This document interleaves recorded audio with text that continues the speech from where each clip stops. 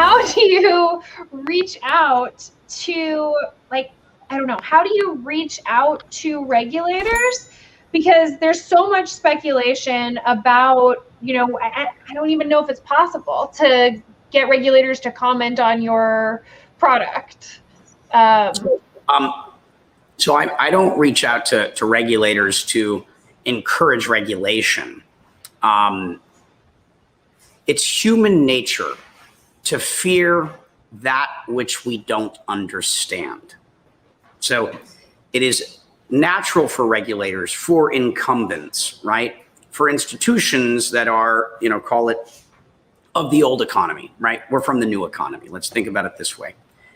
And it's natural for the old economy to fear the new. How do you conquer fear? You conquer fear with knowledge. And so if you want to put people's concern or to put them at ease, you do that with education. You do that by, you know, actually presenting kind of what's going on here, because the reality is that there's already a great deal of regulation. We have a lot of regulations that go back before the computer and the internet. You know, we have a lot of regulations in our industry that go back to like the 1930s.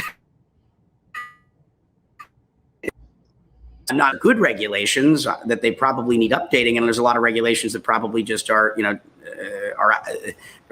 regulations should probably have expirations. You know, you have this concept of the law of unintended consequences. You know, and like, you know, we create a law with a certain intention, and sometimes it doesn't happen. And exactly that message there. Right now, there is something going on, which it is your time to call your senator. So back to regulators. The good news is, you know, our elected officials, you know, they are available to, like, you know, you can send them messages, you can make phone calls. Don't be intimidated. You know, our government is elected by us, at least in theory, right? You know, and they govern over us, but you know, it's important to be engaged in the conversation. You know, the future is going to happen to us, or it's going to happen with us. So let's get involved. And so my conversation with regulators is typically to put them at ease by addressing concerns, by empowering them with knowledge, letting them know, you know, what's going on with regulations, how this matters on a global basis. And if they are going to regulate, because I understand the role of the regulator is to protect people in theory. And so if you're going to regulate, let's make sure that there's sensible regulation. Let's make sure that what we do continues to foster and nurture innovation. And what is it that we're ultimately doing here? You know, what is it that this industry is doing? There's 4 or 4.5 billion people on the planet that are on or underbanked. You know, we are collectively, as a broad community, solving the issue of financial inclusion, right? We are empowering people with an open banking system to put financial tools in the hands and financial literacy in the hands of people. High yielding savings account. We can lift 1 billion people out of poverty, and that we live in a global world. Yep. You know, it's not just about what the U.S. wants to do, because there's lots of other countries. What's China going to do? And that we need to be mindful of the global chessboard, and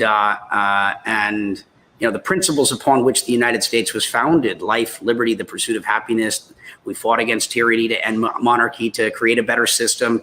You know, a lot of the principles on which this country was founded are still the principles that I think many of us in this community ascribe to. We maybe just aren't happy with all the things that are currently going on. But when we think back, you know, upon, again, the principles of this nation, you know, there's a solid foundation here. We may just be a little lost. But again, who's to blame? Yeah. You're over the age of 18 and you can vote. It's kind of up to us, which is why I encourage us to get involved and don't vote for the lesser of two evils, but to vote your conscience, you know, to vote for what you believe in, you know, because I think we're going to forever stay in this downward spiral, this cycle of left, right, left, right, left, right, until we actually decide to make a collective step forward.